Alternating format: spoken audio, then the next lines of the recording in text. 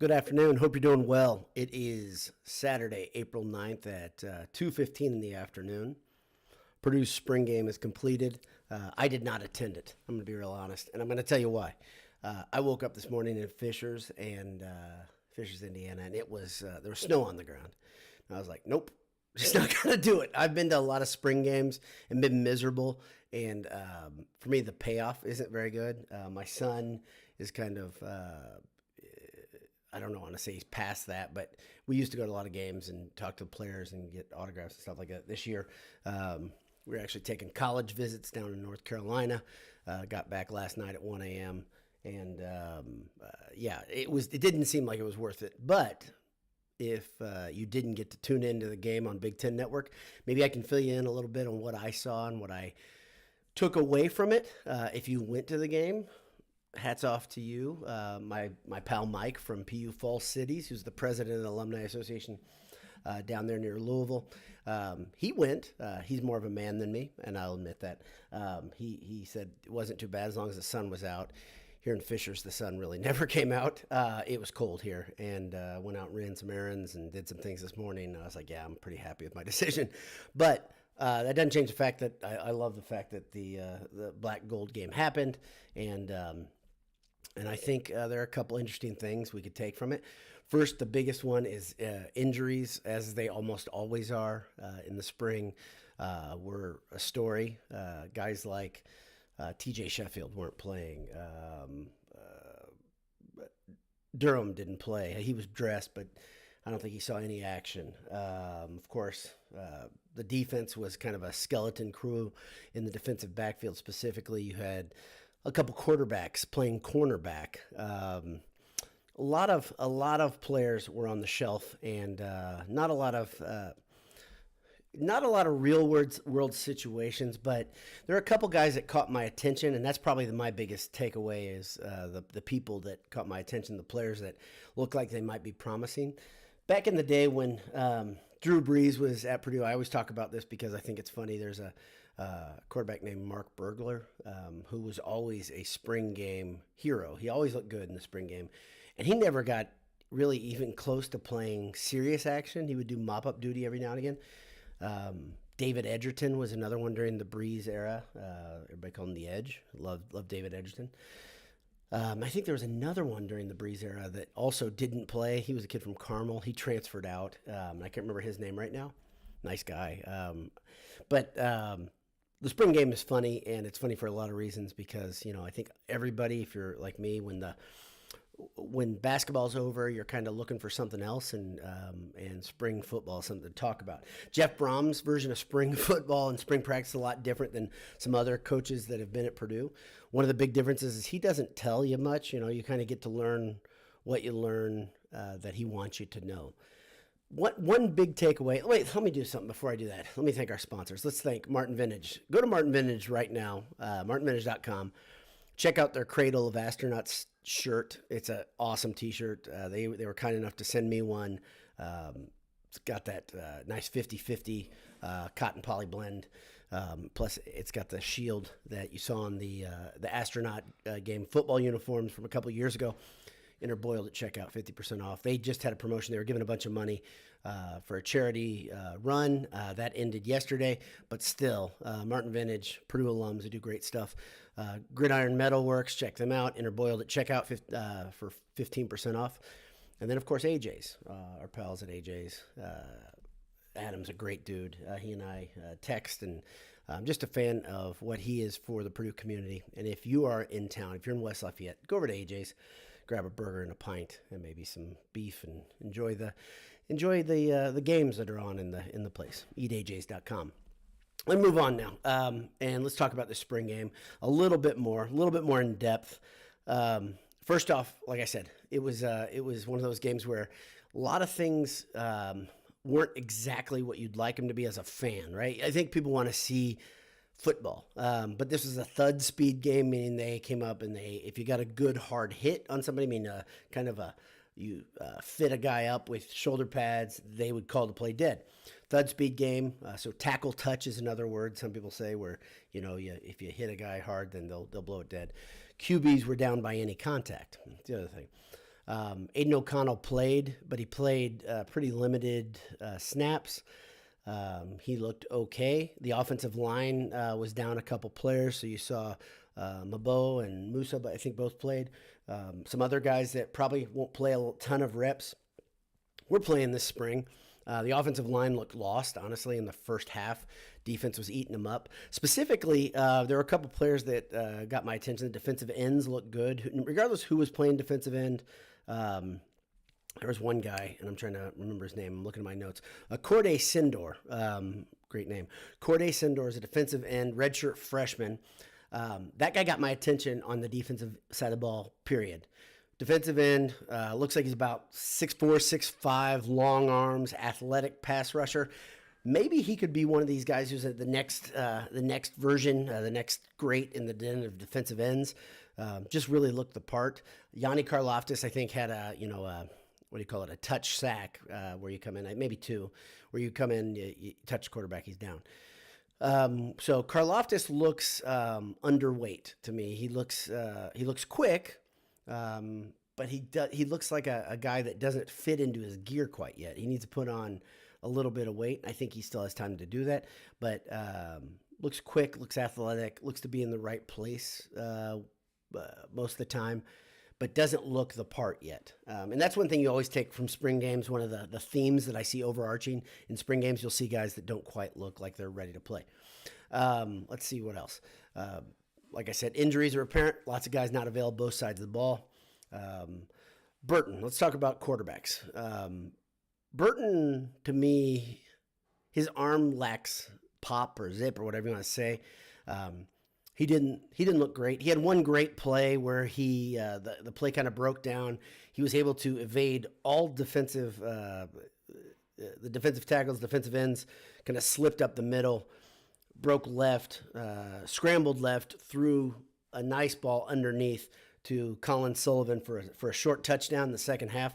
The offense did come alive in the second half. It was one of those scoring situations where the defense would score with a stop or a turnover, or something like that. And but the defense really dominated the first half, really did. In the first 10 or 15 minutes of the second half, the offense turned around and did their thing and looked much better.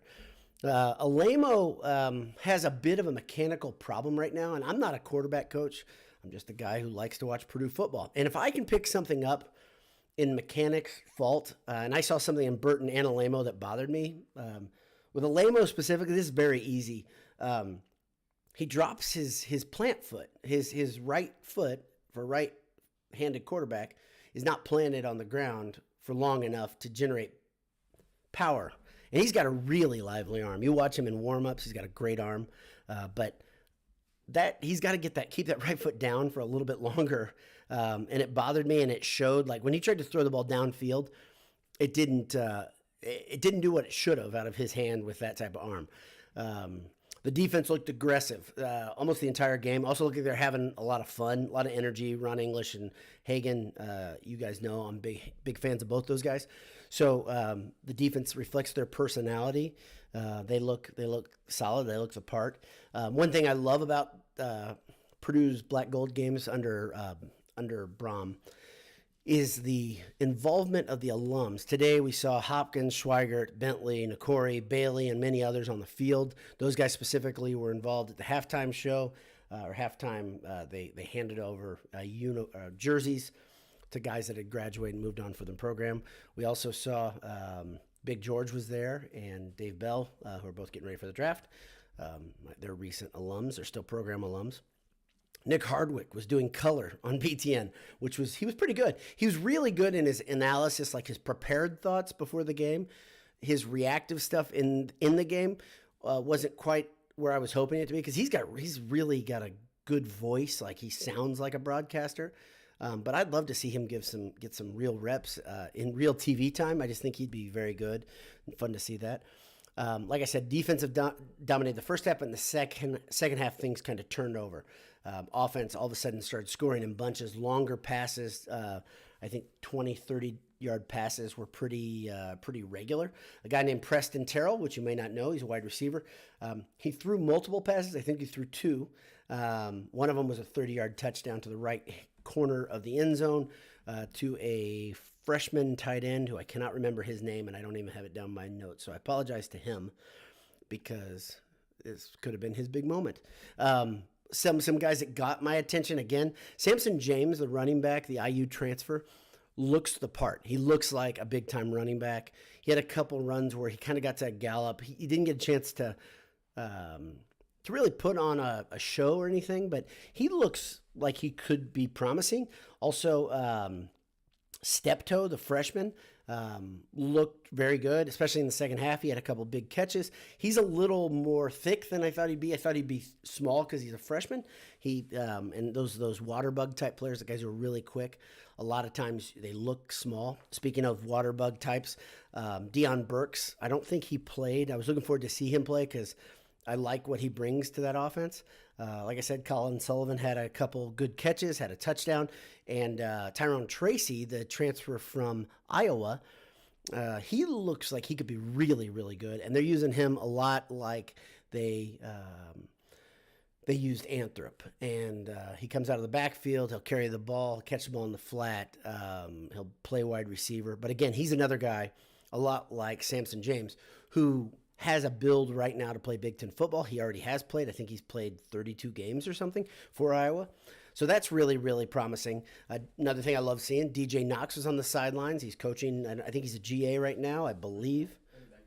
Running back positional GA, and love DJ Knox. I've always liked DJ Knox. Good to see him out there. Overall, good. It's a good day. The Black Gold game is a fun day. But it's always like, okay, great, the offense did well. Oh, no, the defense did poorly. And that's kind of the hard thing with spring games is, yeah, we did well. Oh, yeah, we did poorly. And even Brom, it's funny, he's always offensive-minded in the way he thinks.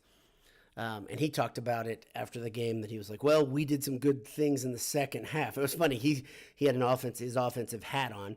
We did some good things. I think he was I don't know if he was offensive head coach. couldn't really tell. I think he was. And then you had English was the defensive head coach, and they had him drawn up just straight by white jerseys were defense, black jerseys were offense. And gold or yellow, really yellow jerseys, which you've seen for Purdue for years, those are the quarterbacks, and they were kind of off limits. If you touch them, they were down. But Brown said, well, we did some good things in the second half after a slow start. So the adversarial nature of the spring game is always funny to me. Good stuff, though. If you're an enthusiast like I am about this, it's great to tune into the spring game, and I'm glad they got out of there. It looked like with no injuries at all. I didn't even see anybody getting up slowly. Maybe check that. One of the wide receivers, he had the wind knocked out of him on a play. So that's a big victory. If you're looking for the biggest victory is no injuries, no additional injuries after an offseason where a lot of guys were injured. So that's about it. That's about all I had to say. Like I said, the guys my big takeaway is probably Corday Sindor. I hope he plays a significant role in the fall. I think he could. He looks very, very good, and we're going to see a very different version of the Purdue football team come the fall. A healthy version of this Purdue football team should be a 9 or 10 win team, I believe. I've done a couple run-throughs of the season of my own, and I have them winning 9 or 10 games, and that's going to be a darn good football season if they can do that heading into the bowl, which is the way I think it'll go. 10-win season, of course, it would be Jay's dream, and gosh darn it, give that guy the dream, Purdue football and Jeff Brom. Some big news outside of the black-gold game, of course, one, Jeff Brom got a contract extension to 2027. Looks like he's going to make a little over $5 million, according to the tea leaves. It's hard to really tell about the terms of his contract extension. That's a big deal. Babinski and company agreed to the phase one of a new round of football stadium renovations, $45 million in renovations. The biggest story in that was the tunnel that would connect the football center and Ross-Ade, so it'll be easier on game days for those guys to get back and forth from to the main locker room. That's a really, really cool feature. It's really, really good. Right now, it's kind of weird if you ever notice Purdue has kind of a game day locker room that is not great, and then they generally come down the concrete, down that slight hill. I always think it's silly whenever you have guys in cleats having to go down paved road. But I know Purdue's not the only place like that. But that's a big deal. And they're going to make some renovations to Mackey Arena as well in this group, which brings it up another half step. I think it's really nice. These incremental improvements to all the facilities are great. The big thing that I'd love to see is the south end zone just get modernized and start looking like a big-time stadium. I went to University of North Carolina and saw their football stadium in person. It's very old, number one. It looks old, looks dated. Purdue facilities are generally in very good shape. The campus, when compared to UNC, for instance, Purdue is pristine. I kept saying that to my son. And that's one thing that's kind of neat. Purdue takes pride in that. But the football stadium at North Carolina, I think they did a really good job. They renovated it 2 times in the last 7 years, and they filled in their stadium. They have seat backs, and they dropped down their attendance, their possible attendance. So that hurt them a little bit, much like Purdue does. Purdue did when they renovated. They lost some seats. But Purdue really needs to get a better bank of seats in that south end zone again and get that whole area back to where it needs to be. But a good week for Purdue football, Purdue sports in general. Mike Babinski continues to do a great job. I don't know how. If you don't like him, I don't understand. Maybe you can explain the comments below why you don't like him. But I love Mike Babinski. And finally, one other big note I think we should all talk about or think about a little bit was Eric Hunter's announcement that he will test the NBA waters. And if he doesn't get drafted, it sounds like he is leaving the door open to coming back to Purdue or doing something else. But I'll tell you what, if Matt Painter can pull off a trick here and get Nigel Pack from Kansas State and keep Eric Hunter, you would see all of a sudden a very athletic, quick offense, a quick Purdue team that could create a lot of problems in Big Ten basketball for other teams. That'd be quite a contrast to what I was talking about in my last podcast, saying what does this team do now with the losses, the departures of all these players. And it also sounds like, according to Mike Carmen's article about 4 days ago, that Zach Edey has all but ruled out even testing the waters in the NBA, and he's definitely coming back. I think that can still change. I think there's still time for him to make decisions to do something different if he wanted to. If he wanted to test those waters, if I were his dad, I'd say, yeah, at least go test the waters. Learn what you need to do better, and then come back if you find out that. But it sounds like he's definitely coming back, and this is a good thing for the program.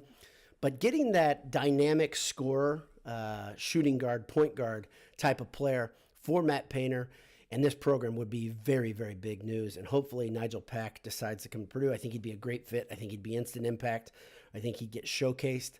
I think Painter would give him some rope to do some things that he wants to do, let him make some mistakes and get better. But Eric Hunter coming back would be absolutely massive and give a lot of guys a chance to grow up. Give Ethan Morton an ability to play that 5-tool type player where he plays all over. He's so good at it. He can guard different guys. And then it would give Braden Smith, the incoming freshman from Westfield, an opportunity to grow up a little bit, which I think is absolutely imperative. I think it's too much to ask most freshmen to come in and start right away. And Purdue really doesn't need to do that at this point. Thanks again for tuning in. I'll try to have updates as I see fit. I'll react to things that happen. If there's any big news, I'll try to be back here with podcasts and reaction pieces.